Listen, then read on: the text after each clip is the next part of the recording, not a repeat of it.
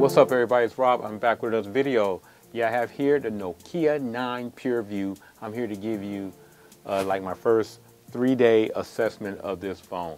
Now this phone is to me one of the surprises of 2019.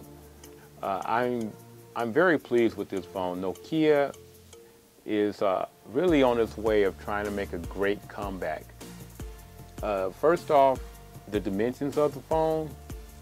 It's a 6 by 10, 6-inch phone, completely a little bit over 6.1 inches from tip to bottom, about almost 3 inches in width, and about 0.31 inches in thickness.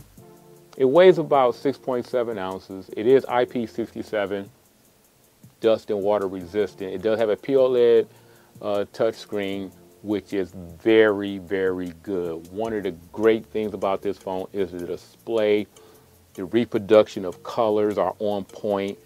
The whites are immaculate to me.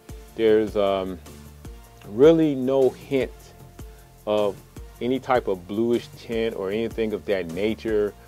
The display itself is 5.99 inches. But you might as well say it's 6 inches. So with the bezels, we're talking about a 79.7% screen to body ratio, 18 by 9 aspect ratio also, 538 pixels per inch. This is literally pretty. I think the Samsung phone 10 Plus is 551. I mean, off the top of my head, it's real close. And that's not that much of a difference. Like, you can tell the difference between maybe 20 or 30 PPI difference in the pixels. Nobody really, I don't think anybody can do that. It's running Android 9.0 out the box, which is a plus. It is an Android One phone, so you're going to get updates and support for the next maybe 3 to 4 years. It's running the 845. And the 845 is no slouch. There's not a lot of 855s out, so there's really, you really can't put a downer on the phone for having an 845 processor in it. It has a graphics card, the Adreno 630. I do have the 6 gigabytes of RAM, 128 internal storage. And what else can I tell you about the phone? Oh, no SD card slot. But this is a GSM only phone. For the first week, it was on sale for $5.99 through Amazon and Best Buy. I don't know how long that's going to last. I'm assuming somewhere around maybe the end of this weekend. So if you don't get it as of the filming of this video, you will probably see it at a much higher price. Also, this phone is protected by a Corning Gorilla Glass 5. Does have an always-on display, which is pretty cool. Gives you, the nice amount of information. It doesn't really go in depth, but it is sufficient enough. Now, this phone also on the back has the 5 cameras.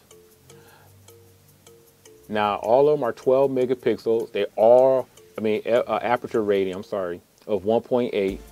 It does have 2 color cameras or RGB cameras and 3 black and white. They all work simultaneously together. They're pretty much part of that Zeiss optic setup. If you've seen their experimental camera, where it's the camera with a lot of different lenses and lenses on it, all threading together to make one very detailed picture.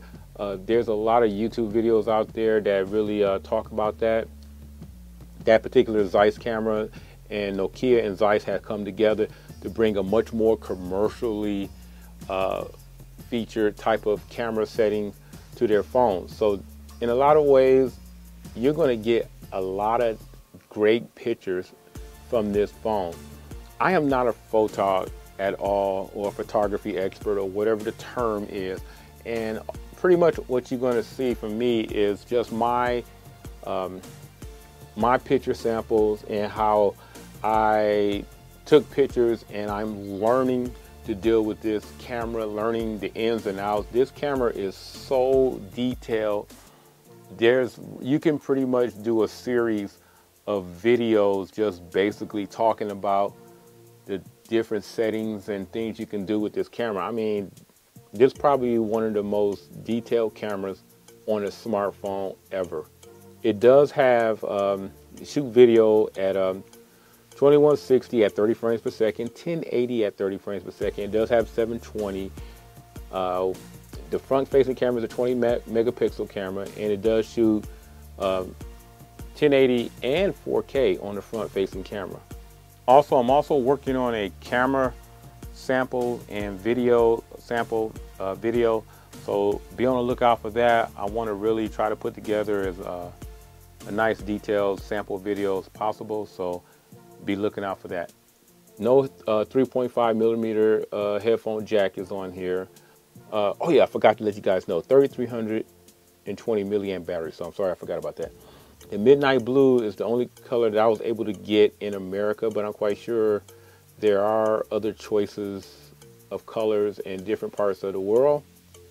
Yes, it does have NFC. It has a USB 3.1 type connector to it.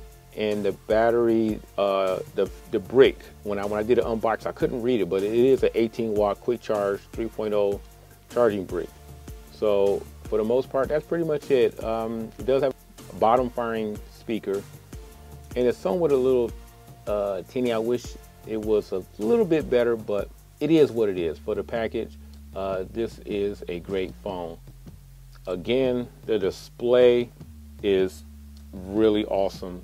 I really can't praise this phone enough for the type of the color reproduction, the display, and everything that when you have your viewing experience with this phone. Now, there is a couple of negatives. Now, the fingerprint sensor itself is a little high up on the phone, and I would have liked it to be just a little bit lower. And from a consistency standpoint, it's not very consistent, but at the same time, you know, you don't want to knock a company for trying to give you a technology that's going to probably be more prominent in the future. So again, the fingerprint sensors is a little buggy.